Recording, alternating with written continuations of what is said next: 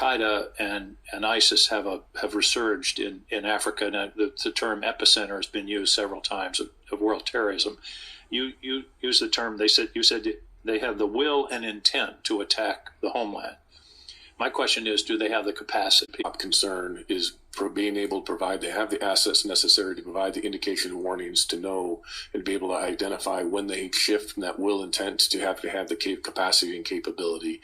That is something that is very difficult for us to ascertain in the Sahel right now, given our limited posture. That was going to be my follow-up question, is do we have the capacity to determine their capacity? It sounds like you just said we don't have the capacity that we should have or need. In the President's budget, we have asked for additional intelligence, surveillance, and reconnaissance capabilities, and why we're also looking at a layered approach to look at everything from surface to space, to look at commercial assets, to look at emerging technologies, open source as well, and use these technologies, especially artificial intelligence, in order to fuse these multiple different types of layered ISR in order to gain that understanding and illuminate this black hole of intelligence in the Sahel.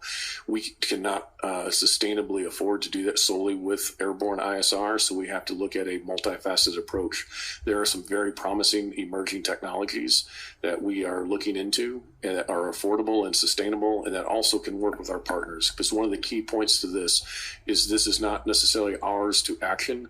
So having that the intelligence that we can share with partners so they can then action those on a mutual threat is going to be key to our future. But being able to understand that is the number one priority of the command, and where we are looking at investing with emerging technology. And I think, as you testified, if they take over the capital of Mali, that's a very dangerous moment.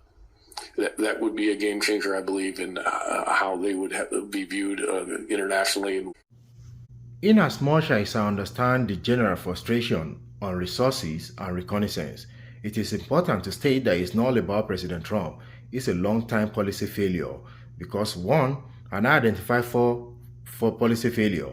One, the United States lack resources to be everywhere and be present everywhere at the same time.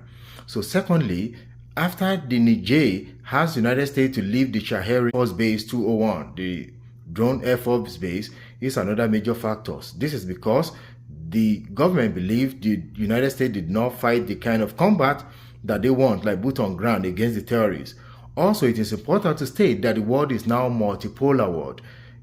Country can align between China, Russia, and United States, so there is a choice.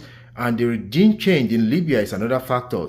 Gaddafi was a strong man that held the Sahel region, but after the fall of Gaddafi, there is a kind of chaos. Weapons everywhere from the NATO, so it is a long-time policy failure.